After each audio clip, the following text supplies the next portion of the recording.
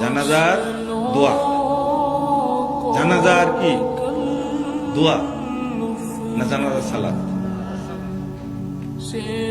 আল্লাহ সালাত বলছেন, রাসূল সাল্লাল্লাহু আলাইহি ওয়াসাল্লাম সালাত বলছেন, আর আপনি দোয়া বলে ব্যঙ্গ করবেন কেন? উসমান হাদিরও জানাজা পড়লো তার ভাই, আমি কিছু বলেছি?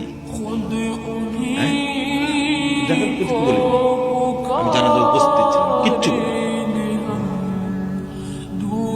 দুর্ভাগ্য, আলেম হিসাবে এরকম করতে পারেন না। হতে পারে বাইতুল মুকাররমের ইমাম, তাতে কে যায় আসে? সে কি রাসূল নাকি? সে কি সাহাবী? ওই সুযোগ নেই।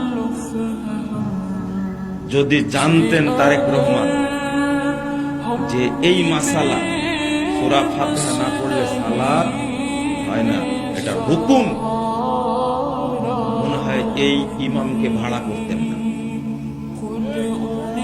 আমি ঠিক বললেন না, আপনার ঠিক বলার দরকার।